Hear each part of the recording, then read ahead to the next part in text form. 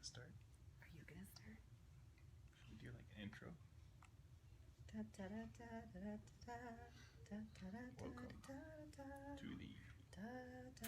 the question and answer section. Number 1. How long do we want to let this go? Well, the video can be 900 years old. We'll just cut it. What, you think somebody's gonna want to watch all that? We'll cut it. We'll trim it. Like into different videos? No, into stuff that doesn't matter. Your button doesn't work. This is It like says- our jumping off video. it We're says- supposed to be. So they have to see it raw. You can't edit it down. We can totally edit it down, but shouldn't those people make their bed? Well, let's make her bed. It's way more difficult than it needs to be.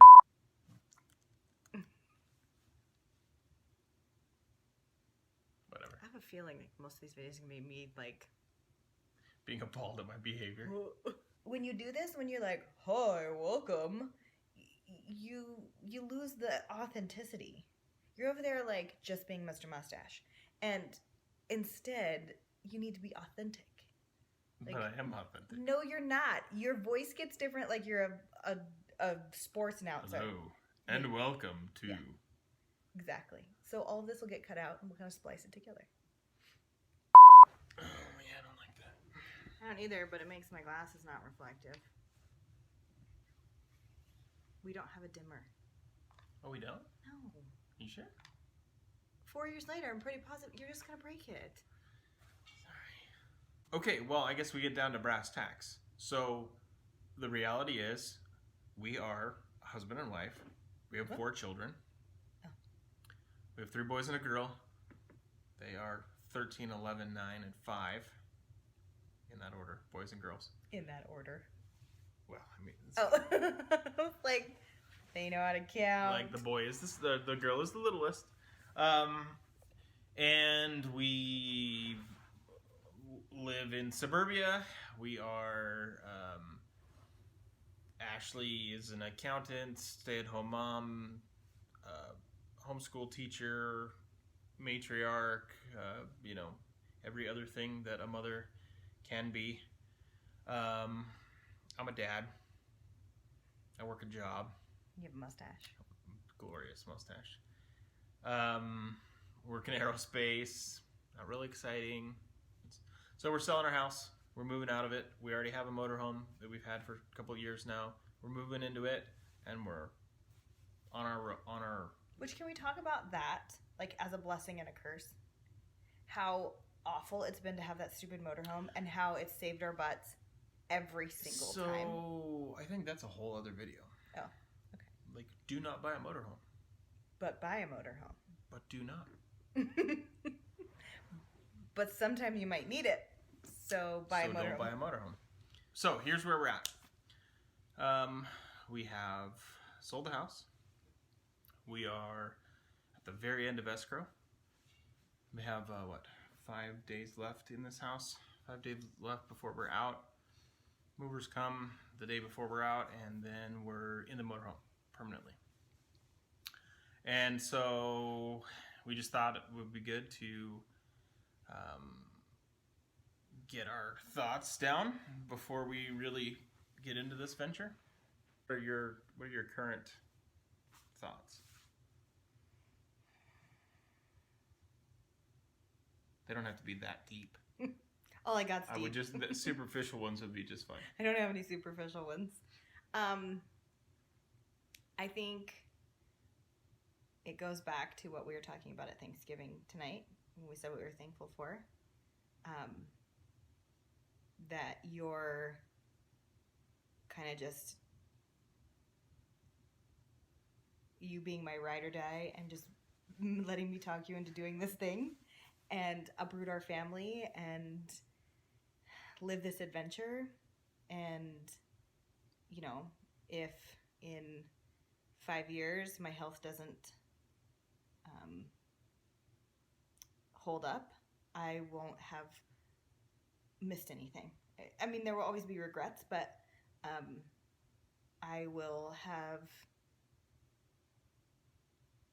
I don't know, tried the things I've wanted to try without, I mean, I don't want to like,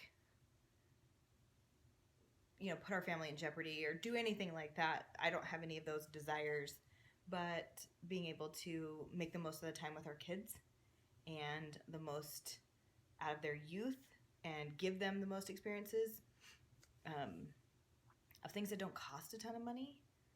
And so for right now, my thoughts are all over. How, when, what are we going to do? We have a plan, but we don't really have a set plan in motion, I guess, right? Like, we don't have a plan. We have a plan, like, to keep our family safe, but we don't have, like, we're going here, then we're going there, we're going to see this, and this is what I want to do, right? Right. We have an overarching, this is what we want to do. And as a matter of fact, since this is going to be a YouTube thing, and you're not our friends or family, you don't know about what we're doing, we're throwing it all to the breeze, and we're just starting out on our own, and we're going to go cruise. We're going to go explore the country that we were born in, and that we've seen very little of, even in, somewhat extensive travels.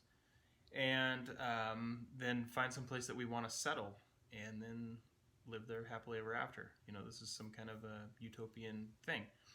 But when you consider it, like, I guess all that being said, the way I described it the other day was a gap year. I was trying to explain to somebody what we were doing, and I was just saying, well, I mean, we're just like gonna go out and see the United States. I'm 39 years old, and I have not traveled extensively. I've gone to the 3 states that surround the state I was born in, or 4 states that surround the state that I was born in, and other than that, there hasn't been a lot of travel in my life. And so taking kind of what I would consider a gap year, and I'm not sure it'll go a year, might go 6 months, might go 3 months, might just be a spin around the country and be done, but kind of like we're taking some time to refocus. A detox life. Yeah, refocus, financially refocus, mentally prioritize our lives better, decide what's most important. We come from suburbia, and the demand on the kids' time is insane here. If you're not in 4 recreational activities at a time, you're falling behind. Like, you are, just not living up to what you should be doing. And I don't know that that's what we want for our kids. We want our kids to be able to explore and see bigger things than suburbia, and volunteer in places bigger than a suburban soup kitchen. And not that there's anything wrong with that, but I would like to have them experience that, to grow a heart that is of service in the best way, Right. And obviously, we've had this conversation many times, that your life experiences ultimately shape who you are. And the more life experiences you can gather, the more you can draw on those and form educated opinions. You can change your life however you want, according to the things that you've known and learned. I've been fortunate enough to be able to travel to many countries around the world and see how other people live, and that has really shaped the way that I feel about how I live and where I live. And I'm well aware of the blessings that come with where I live and how fortunate I actually am. And so we want to expose our children to that and let them know what's out there. And you could have a lot less than you do, and just the ability for us to be able to do this, to go travel, literally be jobless and homeless for an entire year and not have to worry about anything, is an incredible blessing, and we're going to use it to our advantage. and hopefully you guys can do the same. So Yeah, I think our goal, at least our end goal, is to find somewhere. We're California born and raised, Southern California born and raised. yeah, so if you see us on the road, don't kill us. We promise we won't ruin your state. We swear. We're coming to colonize. We're you. not gonna ruin your state. We promise. But we found that it's harder and harder, and maybe we'll talk about our school system struggles and woes in a later time. But we have found that the school system here is incompatible with our kids, and that leaves us the option of homeschooling, which we do. And my kids have the option all the time to go back to school if they want to go back to school, but I just don't know that this is the best place for them academically. And so when we sat down and thought, what are we going to do for our kids and what are we going to do for our lives, 2 hours worth of commute to work every day and long hours at a job, and we really need to prioritize where we want to be in 10 years and what's important. So we are looking for that place that is a little bit easier on our kids in school, that can give them an opportunity, if they wanted to go back to school, to succeed. And we have a situation where we have dyslexics in the house, and that is a very hard placement for schools. Make it sound like they're alcoholics or something. Why? I have a dyslexic in my house, like they're bad. I wouldn't talk about an alcoholic that way. I don't have an alcoholic in the house.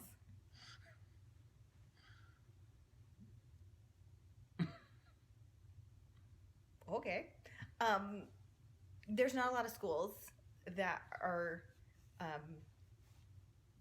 that work with dyslexic kids, and there are actually full schools that teach dyslexic kids. And so, do we move? Do we uproot our family and move to Arizona, where the majority of the dyslexic schools are? There's a couple here, but they're private schools that tuition's through the roof, and I've got 3 of them. So we've got a lot of things on our plate that are begging for restructuring, right? Wouldn't you agree? Oh yeah, absolutely. And I think that's what this is about. I think it's about travel, and I think it's about making our children service oriented, but I think that's secondary. Wouldn't you agree that it's secondary, that travel is secondary, but our main purpose of selling the house and uprooting everyone is to find somewhere? Yes. Find somewhere that we feel suits us better than where we're at now. Yeah. But I think we both agree we will miss certain aspects of the way that we live now. We have a big, beautiful house. We live close to, every amenity you can imagine.